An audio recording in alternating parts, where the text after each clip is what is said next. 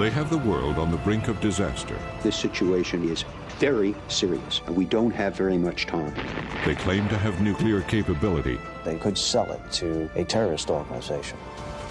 Their leader controls the minds and hearts of his people, like communist dictators from another era.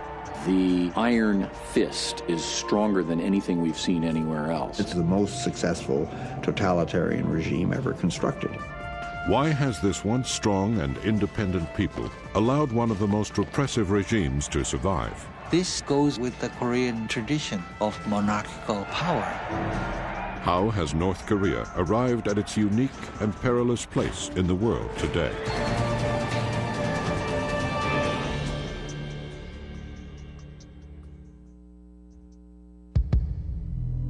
Kim Jong II, absolute ruler of North Korea, is potentially the most dangerous man in power today.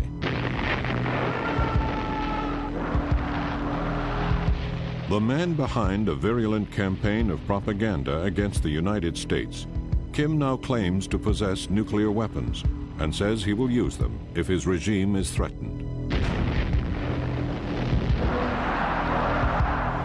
He rules over the most isolated nation on earth, a country the size of Mississippi, population 22 million. For years, he remained a hidden and mysterious figure. Now he has taken center stage. Yet his true intentions and nature are still open to debate. He was portrayed as basically a very weird kind of person that you had no idea what he was going to be like. But when I met him, he was actually quite charming. He may not have a balanced personality.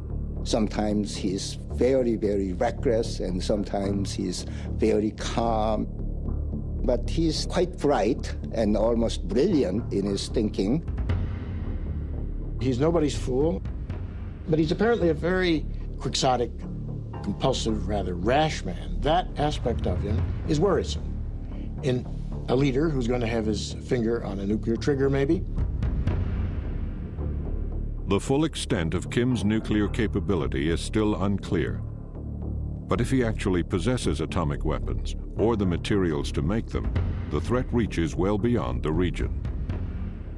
North Korea is ready to sell nuclear missile, nuclear weapons to any buyer at reasonable prices. You can't stop a handful of plutonium, which is all it takes to make a bomb, a sort of grapefruit-sized lump, from getting out of North Korea. One of the things I fear about a nuclear North Korea is that it will sell plutonium to the likes of Osama bin Laden. The reality of nuclear weapons in North Korea could also lead to a perilous new arms race. Immediately, Japan will go nuclear. Then you have China will be alarmed. So no time will you have Sino-Japanese arms race. These are huge countries.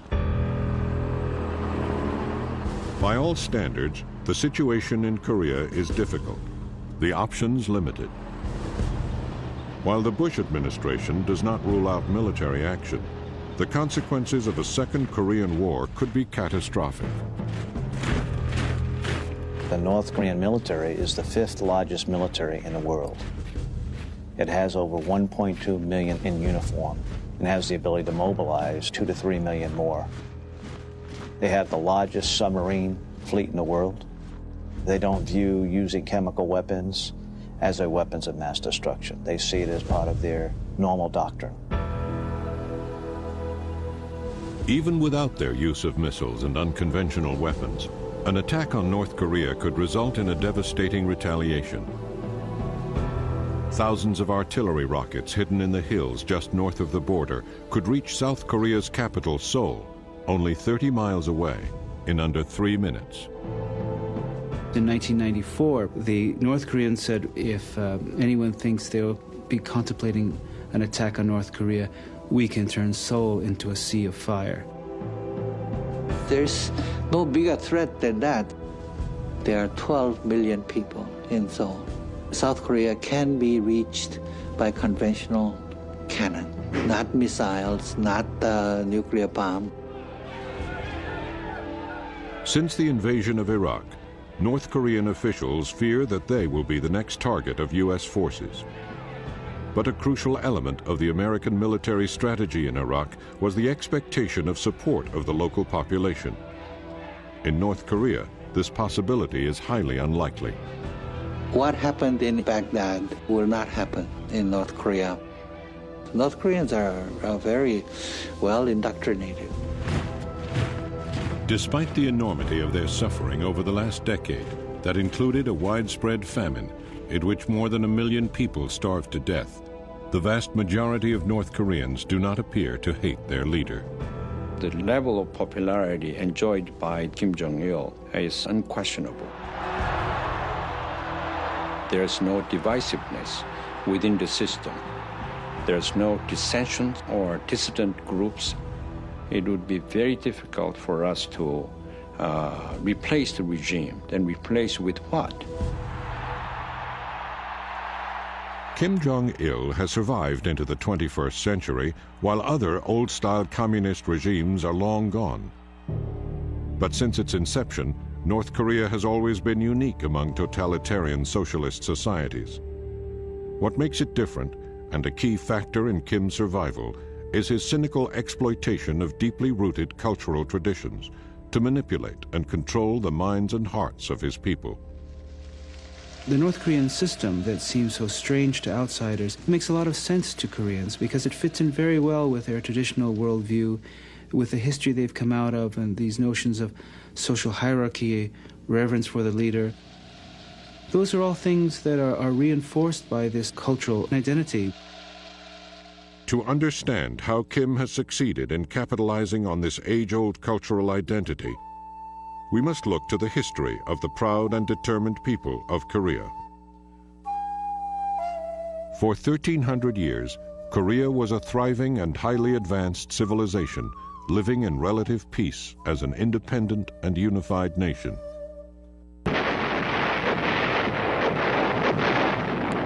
But Korea's unique position in the geography of the region made it a tempting target. As the 20th century approached, Japan invaded the peninsula with the intention of conquering the mainland. Instead, they took Korea. Korea remained a colony of Japan for 35 years. Koreans were given Japanese names. The speaking of Korean was discouraged. The eating of Korean food was derided. And when they were crossed, the Japanese could be very brutal. The Japanese forced tens of thousands of young Korean women to work as sexual slaves, essentially, for the Japanese military, the so-called comfort women, as well as mobilizing hundreds of thousands of Koreans for forced labor in Japanese mines and factories. They imprisoned and killed thousands of Koreans who resisted. It was a policy of cultural obliteration of Korea's independent identity. Japan is finished as a major world power. Japan's dream of empire finally ended with their defeat in World War II.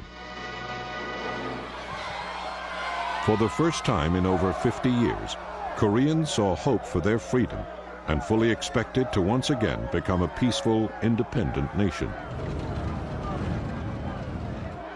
But while the United States had extensive plans for post-war Japan, it was almost totally unprepared for what to do with Korea. But Russia was prepared. Just prior to Japan's surrender, Soviet troops swept south deep into Korea. The U.S. had no forces in place to prevent them from occupying the entire peninsula and was frantic for a solution. On August 10th, 1945, there was a meeting of senior leaders of the U.S. government. Around midnight, they sent two colonels, one of whom was Dean Rusk, our future Secretary of State, into another room with instructions to draw a line across the Korean peninsula where the United States would divide occupation duties with the Soviet Union.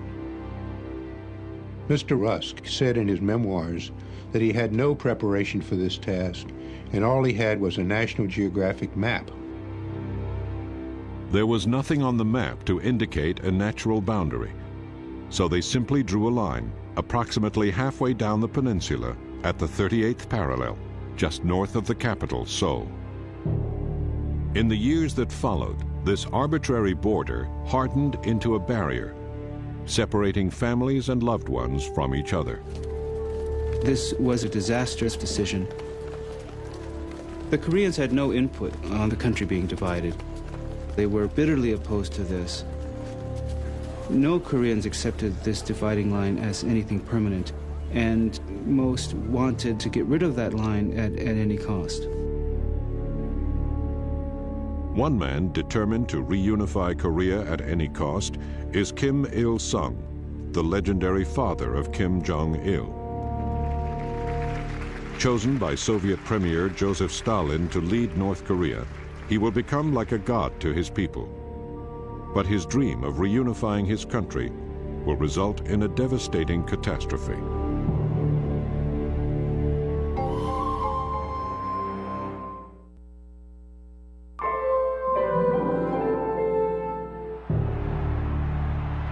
Kim Il-sung's unique position among communist dictators after World War II is rooted in his fierce independence and defiant spirit. He begins his career as a guerrilla fighter against the hated Japanese. Kim wasn't just a Soviet stooge like some of the people that Stalin was putting into power in Eastern Europe. He was a genuine nationalist that the Koreans could respect as someone who really spent his whole life up to that point fighting the Japanese. And he did seem to have a certain charisma. The legends of his daring do, of course, were very much used, and the cult of personality immediately began to be put in place and has continued to this day. The systematic development of Kim's cult of personality depends primarily on a ceaseless campaign of propaganda. It seems as if Kim Il-sung was the sole independence fighter against the Japanese. That Kim Il-sung is a military genius. That's how children are taught. We were told that he crossed the river on a bridge of leaves, and that he threw pine cones, and they turned into grenades. We heard this over and over, and we really believed that. So naturally, we idolized him.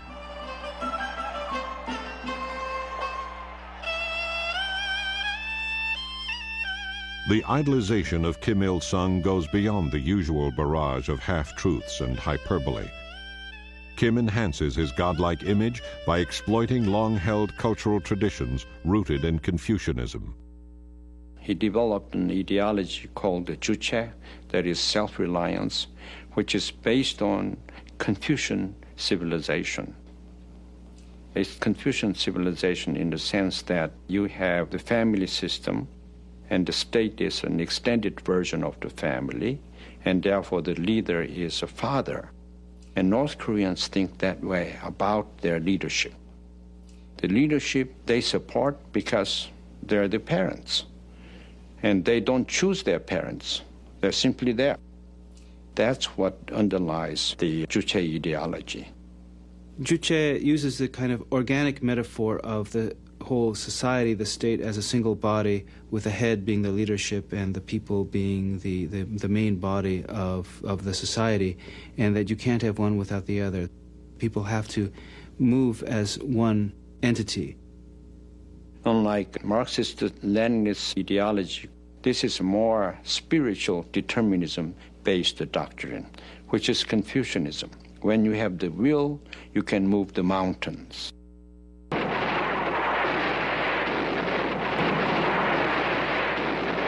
On June 25, 1950, Kim Il-sung launches a massive invasion of South Korea.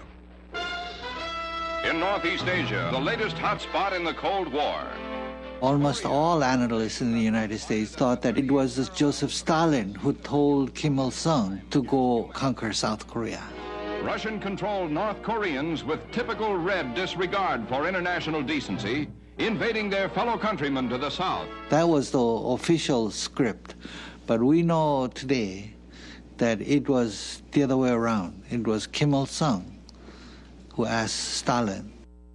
Stalin didn't like this idea at first because he didn't want to provoke the Americans. He didn't want to trigger World War III over Korea, which was not that important to him compared to Europe. Eventually, Kim convinced Stalin that they could get away with this.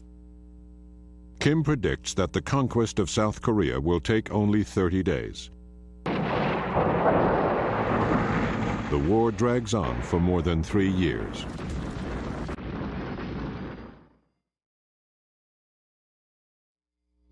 The tragedy is still vivid in my mind. I was 15 at the time. It was frightening. All houses burned down.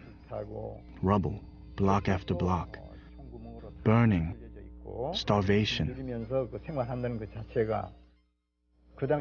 Everybody living in sheds.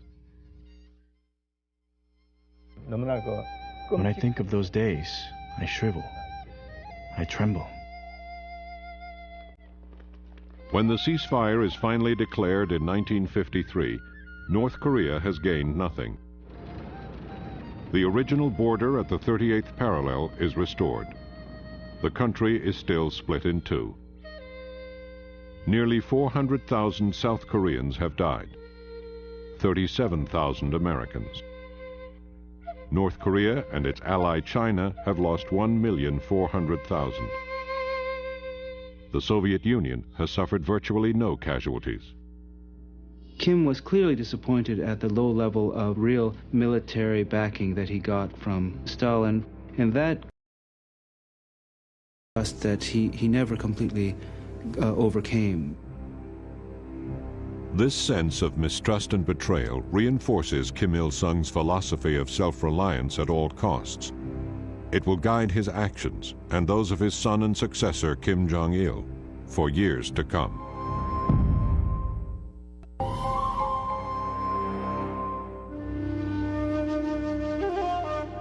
Beneath the smiles of Kim Il-sung and the leader of communist China, Mao Zedong, by the 1960s, tensions are brewing.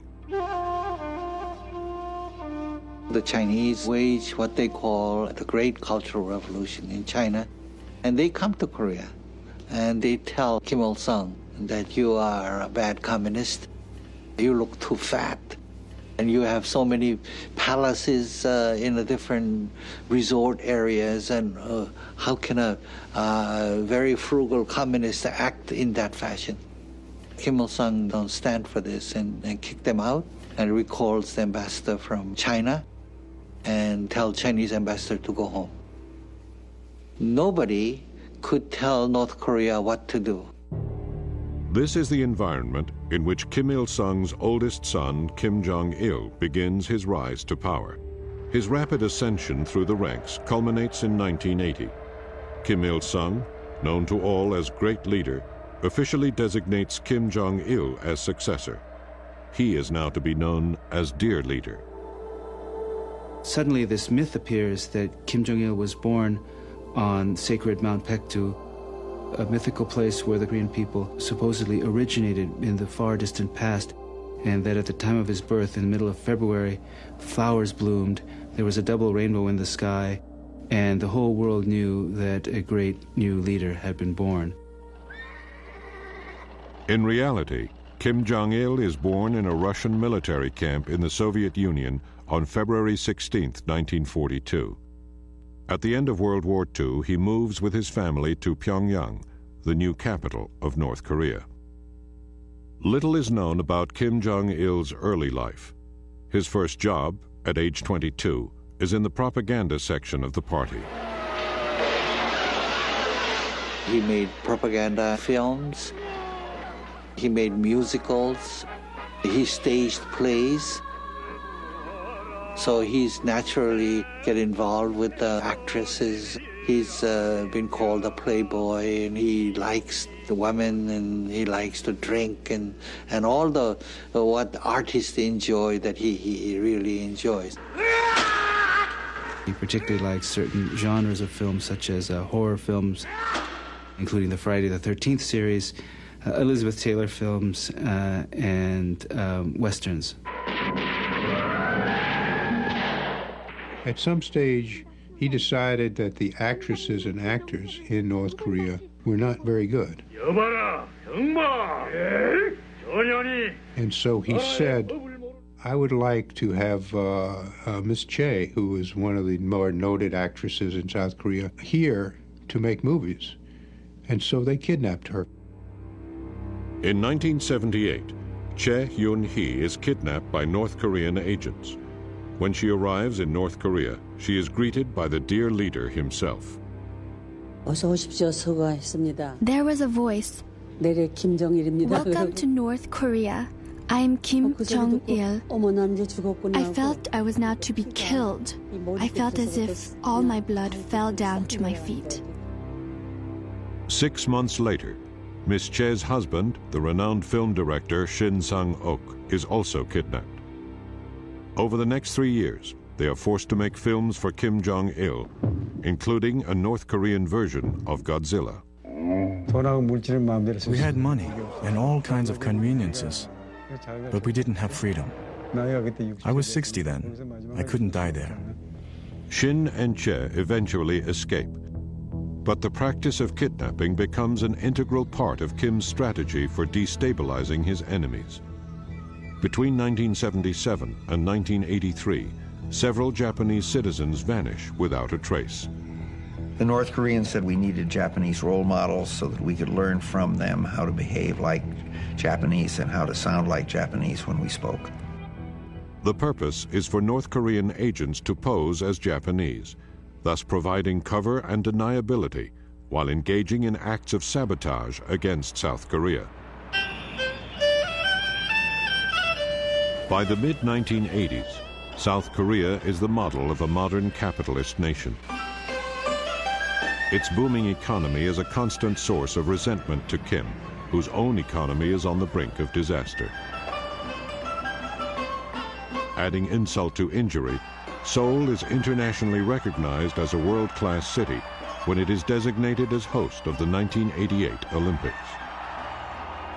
Determined to intimidate participants and disrupt the Games, North Korea turns to its strategy of abduction and sabotage to perpetrate an act of terrorism, allegedly at the direction of Kim Jong-il. 858 just disappeared. In 1987, 2 North Korean agents posing as Japanese tourists plant a bomb on board a Korean Airlines flight headed to Seoul. Soon after they deplane at a stopover, the bomb explodes, killing 115 people. The capture of 25-year-old Kim Hyun-hee is a sensation. When asked why she did it, Kim Hyun-hee claims that she was brainwashed from early childhood to worship and obey the great and dear leaders of North Korea. To many, this sounds far-fetched. But to those who have experienced North Korea's system of indoctrination, it has the ring of truth. 어렸을 때 진짜 유치원 때부터 그런 걸 배워요. 이렇게 In kindergarten, we start learning about Kim Jong-il and Kim Il-sung's birthdays. On those days, they give candies and other gifts, and there are portraits of them. And then we bow in front of them and say, "Thank you, General Kim Il-sung." And then we take the gifts. 미국은 늑대. As I grew up, we learned that the U.S. is the American imperialist wolf. We were taught that American missionaries came to Korea and they committed all kinds of barbarous acts. And so if somebody stole an apple, then the missionaries caught the child and then burned on his forehead the word thief with acid. So people in North Korea think Americans are cannibals. And young children, when they learn this stuff, they think it's real history. I didn't know anything about the outside world. I thought North Korea was the best place in the whole world, a paradise. If you are brainwashed into thinking that you are living in the world's best country and you have no alternative sources of information, then it is much more possible for the dictator to control you. What Kim Jong-il fears most is his people getting to know the outside world. As people get to know about the outside world, he will come crashing down. As the 1980s end, the Soviet Empire begins to crumble. Communist regimes throughout Eastern Europe are toppled. The Berlin Wall is torn down. And finally, the USSR dissolves. Yet North Korea seems impervious to this turning of the tide. In fact, Kim Il-sung uses the collapse of communism elsewhere to further rally support for his ideology of independence. The North Koreans did not see Kim Il-sung as repressive. He was always held up as the heroic leader who was fending off these evil influences from outside, and that only by supporting him fully could the North Koreans win full independence. Increasingly isolated in an ever more hostile world, Kim Jong-il, now head of the military, looks for options to ensure the security of his father's regime. He turns to a nuclear weapons program begun in the early 1980s. Despite Kim's denials, U.S. intelligence has confirmed its existence. It will soon lead North Korea to the brink of a full-scale war with the United States.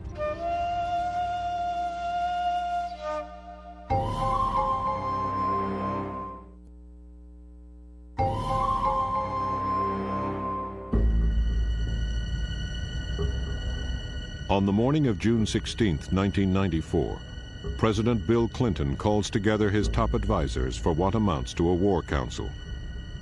Plans for the deployment of a massive military force to South Korea are on the table. Satellite photos have revealed compelling evidence that North Korea is attempting to build a nuclear bomb. We were preparing for the possibility of war in a very serious way, planning, first of all, for a strike on the nuclear complex, but secondly, for the war that could well have resulted had the North Koreans launched an invasion of South Korea. That all looked very, very real to us at the time. The Cuban Missile Crisis in 1962 is the most dangerous moment the world has seen. I think 1994 is the second. In fact, Secretary of Defense Perry was briefing President Clinton in the Oval Office on a reinforcement plan at the very moment that former President Carter, Jimmy Carter, called President Clinton from Pyongyang and said, "Hold on, I've been talking to Kim Il-sung, and maybe there's some negotiated agreement that could be reached." President Carter has gone to Pyongyang to try to negotiate a diplomatic solution to the crisis. It is now past midnight Friday morning in North Korea. And he appears on CNN to announce his achievement. President Kim Il-sung has committed himself to... Carter saved Clinton's bacon because the Clinton administration had the idea that pressure is the only way you can deal with a problem like this.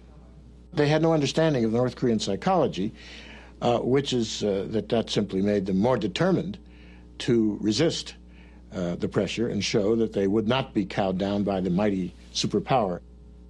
Carter has averted a military showdown. In exchange for oil and other sources of energy and the eventual normalization of relations with the United States, the North Koreans agreed to freeze their nuclear program. But while the terms of the agreement are being negotiated, an unexpected event rocks North Korea. Kim Il-sung suddenly dies of a heart attack. The shock is felt even by those aware of his abuses who have escaped to the south. When Kim Il-sung died, I wept. I really mourned. He couldn't believe it. He seemed immortal. Many died from excessive mourning and weeping.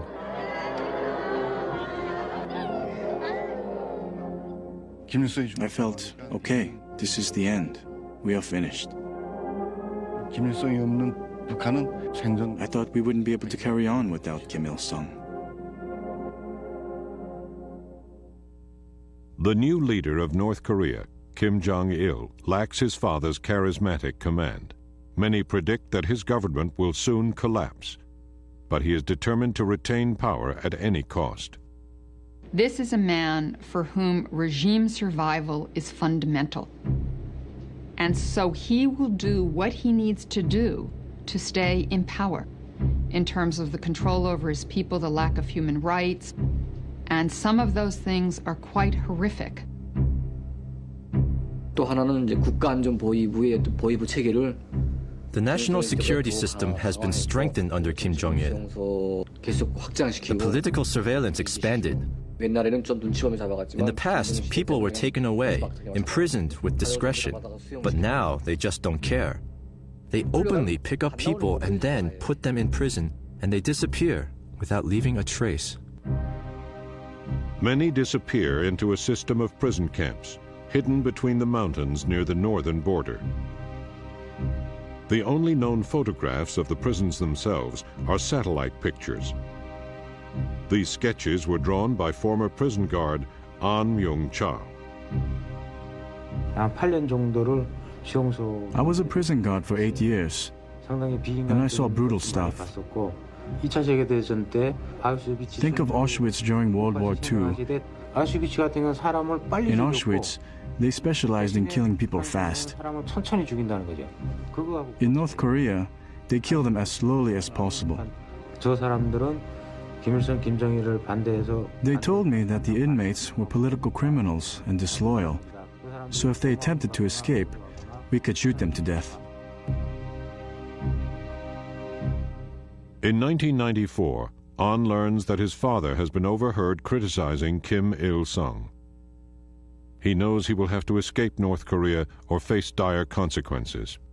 I had done nothing wrong.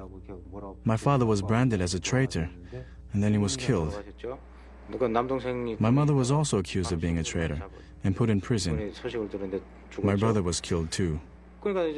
So I had to escape somehow, even if that meant death.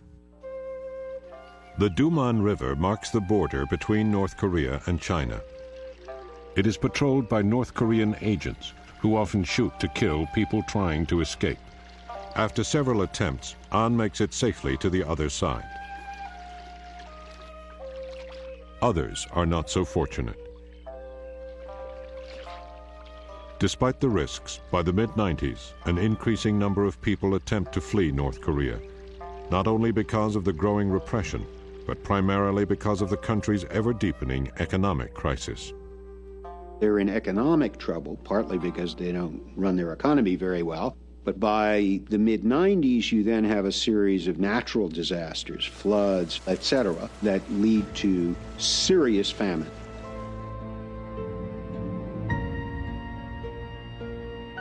But these tragic conditions do not deter Kim from extravagant spending on his vast military forces. He starves his people at the expense of providing for his military. 30 to 50% of the North Korean gross domestic product goes to the military.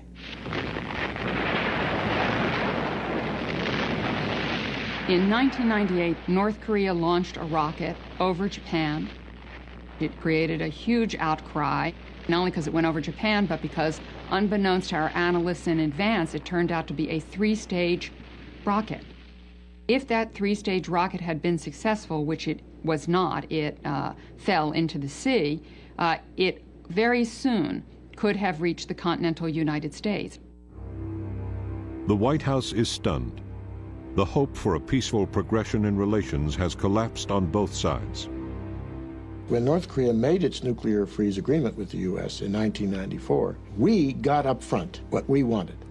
They stopped their nuclear program that could have made 30 nuclear weapons a year in a very short time if it had not been stopped. So they felt they'd given up quite a lot. They got promises. After this agreement was concluded in 1994, the Republicans take over Congress. Clinton faces real opposition to this agreement he's just concluded. You softy, you've just given away the store to North Korea. So Clinton just didn't carry out most of this agreement. And many people in the Clinton administration thought, well, North Korea will collapse anyway. We don't have to carry it out. In the meanwhile, the military men in North Korea are going to Kim Jong-il and saying, you sucker, you've been conned. When Kim launches his long-range missile, Clinton is compelled to rethink U.S. policy towards North Korea. Following South Korea's lead of dialogue with the North, in October 2000, the president sends his Secretary of State, Madeleine Albright, to Pyongyang for direct talks with Kim Jong-il. I went, having been briefed on what kind of a weirdo he was from our own people. He was portrayed as reclusive-like, with many girlfriends and watching porno movies, and basically a very weird kind of person that you had no idea what he was going to be like. So, did you spend the pleasant time there? He was actually quite charming. While I knew all the terrible things that he had done, I could at least make the distinction that he wasn't crazy. He was very, very well prepared, responded without notes, was not only respectful, but also interested in what I had to say. The talks with Secretary Albright lead to a remarkable breakthrough. Kim Jong-il puts his missile program on the table. He offers to end all exports of ballistic missiles. He offers to freeze the production, deployment, and testing of all ballistic missiles with a range of 300 miles or more. This was extraordinary. It was indeed a moment of great hope. There was a possibility Kim Jong-il was finally going to enter the community of nations, perhaps hesitantly, but ultimately to really create the final peace and stability that might replace the armistice of 50 years that had been put in place at the end of the Korean War. It was a hopeful set of cards that we left on the table. I think it was a big surprise to everybody when the Bush administration decided not to pick up that hand of cards. The newly elected President Bush has grave concerns that Kim Jong-il cannot be trusted. North Korea is a regime arming with missiles and weapons of mass destruction. States like these and their terrorist allies constitute an axis of evil. Bush's strong words are met by an increasingly defiant Kim Jong-il. North Korea's seeming determination to become a nuclear power will lead to an ever-escalating confrontation with the United States.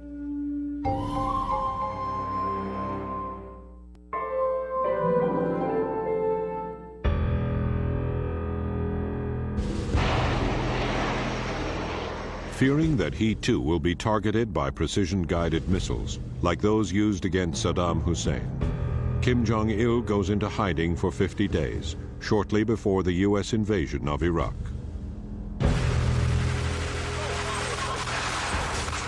Kim's disappearance also coincides with the annual U.S.-South Korean joint military exercises. For more than 50 years, the U.S. military has maintained a commitment to protect the South at a cost of more than $2 billion per year. 37,000 American troops are still in place and ready for combat. If I were North Koreans, I would worry too. We know today the Americans have a 5-stage attack plan on North Korea. They are scared of us. They've been scared of us throughout the Cold War. And now, during the Bush period, they've become really scared again. People say, well, are you willing to talk to North Korea? Of course we are. But what this nation won't do is be blackmailed. President Bush has stated that any direct talks prior to North Korea's halting of its nuclear program are blackmail, the rewarding of bad behavior. If that remains the U.S. posture, I think we're headed for a train wreck. I think it will be very difficult to prevent North Korea from going ahead with a nuclear weapons program. But many believe that Kim's true intention is to bargain away his nuclear program in exchange for normal relations with the West and a guarantee his regime will survive. Deep down, the honest feeling on the part of top leadership, in my assessment, is that they like to have a situation where they don't need to pursue nuclear weapons. I'm absolutely sure if we provide a security assurance, they will have an incentive to do away with their nuclear programs. In April 2003, U.S. and North Korean officials meet in China to try to resolve the nuclear issue. The meeting ends badly, cut short when North Korea announces that they now possess atomic weapons. Though still unverified, the assertion adds new urgency to the debate within the Bush administration on how to proceed. There are no easy options. The administration has not yet figured out what they're going to do about North Korea. If we're going to try to talk North Korea out of nuclear weapons, we have to be able to say, if you satisfy us on the nuclear weapons issue, we will otherwise leave you alone. That might not work, but that has to be phase one. If that doesn't work, then we need to move on to other options, including the military option, which we shouldn't take off the table. Stakes are too high. This is too serious a matter. We have to be able to risk war. Short of war, a naval blockade of all goods entering and leaving North Korea is being considered. But the risks are enormous, especially to South Korea, which remains extremely vulnerable. In May 2003, North Korean officials stated, "The South will sustain an unspeakable disaster if it turns to confrontation." Ironically, the new president of South Korea, No Mu-hyun, is less worried about threats from Kim Jong-il than the possibility that the Bush government's hawkish policies will trigger a military strike by North Korea. President No was elected on a platform of engagement and cooperation with the North and eventual reunification. Kim Jong-il has stated that he too shares the goal of a reunified Korea. The question is, under what terms? A totalitarian socialist regime ruled by Kim? Those with ties to North Korea's leaders deny that that's Kim's intention. The North Korean idea of reunification is not a socialist system. People say that Kim Jong-un is a socialist first. He's a national first. His first priority is survival of the Korean nation as one nation. That means the North and South Korea coming together under umbrella of confederation. Political, economic system are kept intact. But for all his promising assurances, Kim has proved to be difficult to trust. His violation of agreements in the past has led to profound doubts about his true ambitions, and not only by the Bush administration. Many South Koreans are equally skeptical. Their pain-filled memories of the last time North Korea attempted to reunify the nation are deeply felt.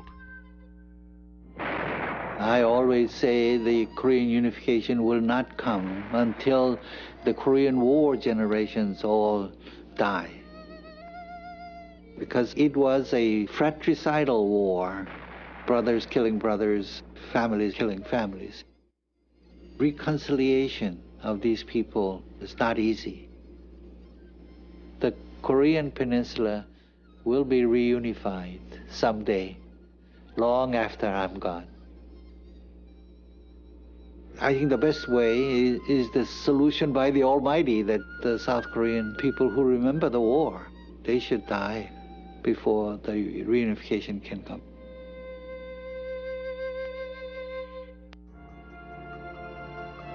Stay tuned for Page 1, your first look at the front page of tomorrow's New York Times.